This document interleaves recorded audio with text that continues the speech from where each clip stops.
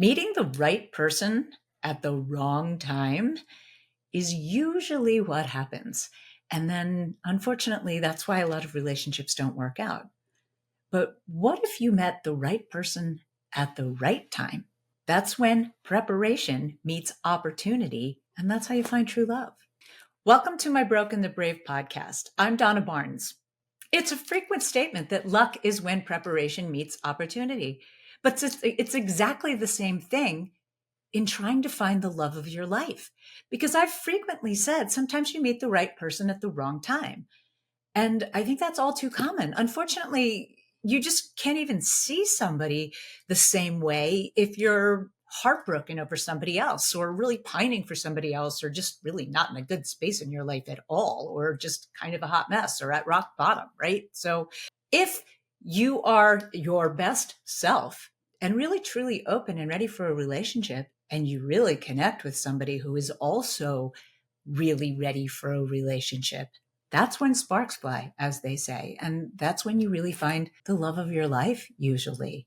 It's easier when you're younger, unfortunately, right? Like, I mean, if you're a little bit older, as they say, people get set in their ways, right? They're set in their ways and then it's harder to connect with somebody else. But there's a lot of truth to that. Part of being set in your ways is a really positive thing if that means that you really know yourself and that you've worked through your issues and that you are the best version of yourself, or that you believe in continually striving to be the best version of yourself. In that state of mind is the perfect time to really connect with somebody else who is also really open and ready for a relationship.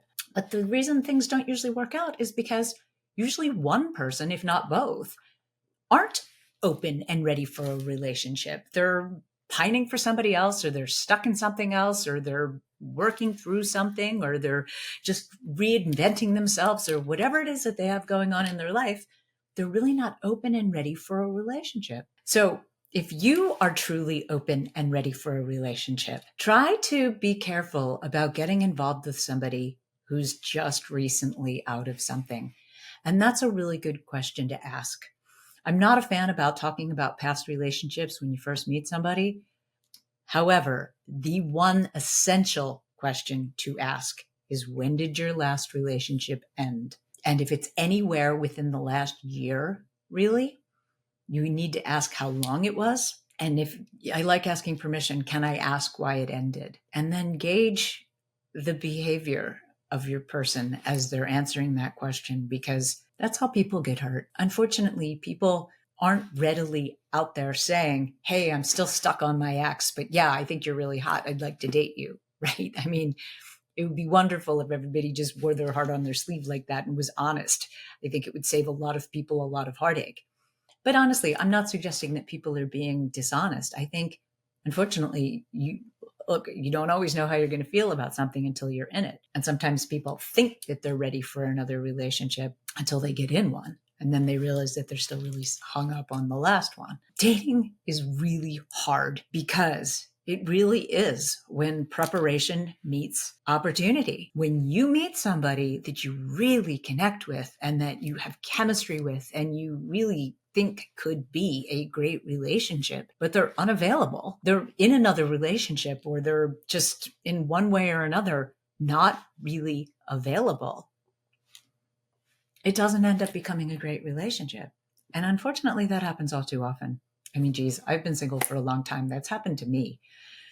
You need to be completely single, open and available, and not tied to anybody else if you're out meeting people, because it's really unfair to the person who is single and available and open if they really connect with you. I mean, for me, that's the holy grail. I want to really connect with somebody that I'm very attracted to. If I'm honest, all too often in my life, most of the guys that I've really connected with like that were already attached to somebody else, or still kind of, lingering with the other person, or just not over the last person. You really do need to take the time to heal and be open and available so that when you really meet somebody that you connect with, that you have great chemistry with, and you're just drawn to and you're intrigued by, that you're capable of starting a relationship with them that could be really a good, long-lasting relationship.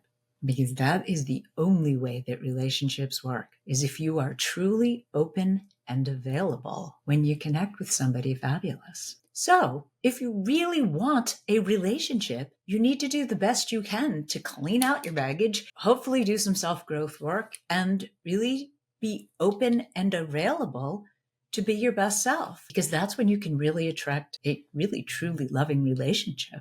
Unfortunately, when people go through a breakup, their first reaction, especially men do this more than women, is to go find somebody else, right? As a matchmaker, I can't even tell you how many male clients I had come to matchmaking because somebody had just broken their heart and their way of dealing with it was to find somebody new. However, in all of those cases, I could put the most beautiful, successful, well put together, very available woman in front of those guys, and not a single one of them could make a relationship work, or usually didn't even want to see them again because they were still so stuck on the ex. So you really do need to unpack that baggage before you're ready to meet somebody else, because otherwise it's the rebound, right? Nobody wants to be the rebound. It sucks to be the rebound. The person who's I hate to say victim of a rebound, but that's really what it is. If you're completely open and available for a relationship, and you meet somebody who's just out of a relationship and really hasn't healed that wound yet, but they're attracted to you and it seems like a good thing, and then you're filling that need of that missing partner, then that's how really the rebound relationships happen, right? It's so much easier to go from one relationship to another relationship. Now you've got somebody to go to dinner with and to hang out with and spend weekends with, and then you're not alone and lonely and pining for the ex. However, if it's too soon, you are still pining for the ex. You're just doing it while you're out with somebody that then, as you get a couple more weeks into it, you're not really wanting to spend time with because you're thinking about the ex, and everything this person's doing, you're comparing to the ex, and it's not the ex, and it just makes you miss the ex, which makes you feel worse. You end up breaking that person's heart because you're still stuck on this person, which is a classic rebound relationship that never, ever can lead to a true loving relationship unless time has passed, right? Unfortunately, sometimes somebody who was the rebound, if another time comes and you're over your person, then you can see them. I mean, geez, that happened to me years ago. There was a guy that I dated that I kind of ripped his heart out. I really was so hung up on this other guy that I was not over and not ready to date. But I worked with this guy and we kind of connected. And then I really hurt him, and I wasn't trying to hurt him. I just was not open and ready and my best self prepared for a relationship. But then I think it was a couple of years later, I worked with him again and I was completely open and ready, and I'd done some self-growth work and I was in a prepared state. We ended up dating again. And then I genuinely fell for him. And it was actually a good relationship for a while. And then, yeah, there was some other stuff that came up that ended up ending that relationship. But my point is, sometimes you meet the right person at the wrong time, but you can't even know that they're the right person because you're so hung up on somebody else that you're not seeing them clearly. So yeah, I think true love is when preparation meets opportunity, meaning that when you've done the self-growth work and you've gotten rid of your pining over your ex feelings, or even thinking that you want your ex back, because let's face it, that's what it boils down to. You will still pine over your ex while you think you want them back. And if you get to a point where you realize that, no, you really don't want your ex back, that's when you get over that. So when you get yourself to a healed place, you're at acceptance that it's over, right? Because that's usually the final stage of grief. A breakup is grief. Once you've worked through all that and you're feeling open and available and you're really ready for a new relationship now, if you meet somebody you're really connected with and they're also open and available for a relationship, that's when it can really be a truly loving relationship. And actually, if you're watching this and you've had a rebound relationship that you liked some things about it, but you really didn't think it was the one for you, but now you're in a better space, I'd like to encourage you to revisit that relationship if that person is still available, because I promise you'll see them in a completely different light and potentially a much better light. It's definitely worth trying, or at least exploring to see if it doesn't work. I mean, sometimes you get back together with somebody like that and it doesn't work, right? It's like, it's just the timing is never right. But, years ago when Facebook first came out, there were so many stories of people connecting with high school sweethearts and college sweethearts and people that they rediscovered through Facebook that then now they're married to and have great relationships with, and unfortunately destroyed a couple of marriages. It's very common that somebody that you had an affinity for and that you enjoyed their company and maybe you were even very attracted to, but you just never had that like really chemistry, like you're the one kind of feeling for, because you were hung up on somebody else. If you get that hung up on somebody else out of your system and you're at acceptance and you're truly ready for a relationship, I think you should explore someone who seemed like they could have been a good match, but you really just weren't in a good place for a relationship. The only way that you're going to find a truly loving relationship is if you've worked through your issues, you've grieved whatever your past relationship was, you've gotten to acceptance, and you're truly ready to date, and you're truly ready and open for a relationship. And honestly, I think that comes by spending time with yourself. Really, spending time with yourself is usually when you get the most self-growth work done anyway.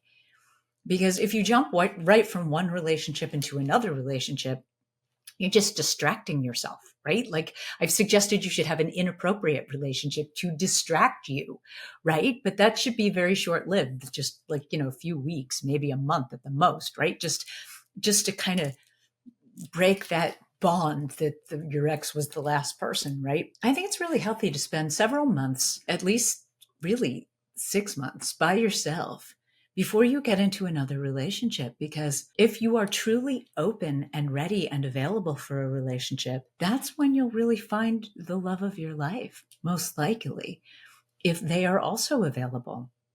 Because the really sad truth, and the reason dating is hard, I mean, let's face it, dating is hard because most people are unavailable in one way or another. They're either still hung up on their ex, or they're working through something else, or they've got one foot in this relationship and one foot in that, or they're taking care of somebody or whatever. There's a whole host of reasons why someone is not truly open and ready for a relationship. And if you are, I promise you that person's going to hurt you, because they can't be in the relationship with you in the way that you need them to. And do I feel loved, right? Is the number one question to ask to determine if your relationship's good or not, right?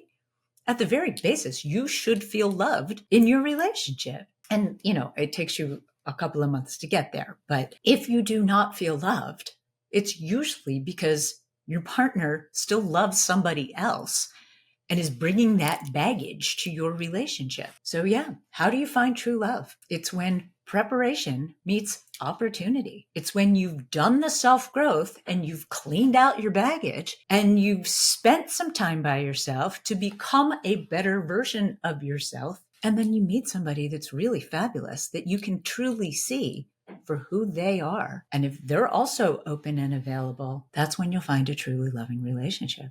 So make sure you do your homework so that you are open and available, so that when you meet somebody who could be really fabulous for you, you're ready to accept that relationship.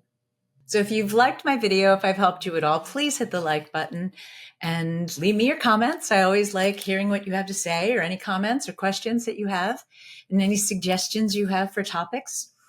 And I look forward to seeing you in my next episode. Thanks.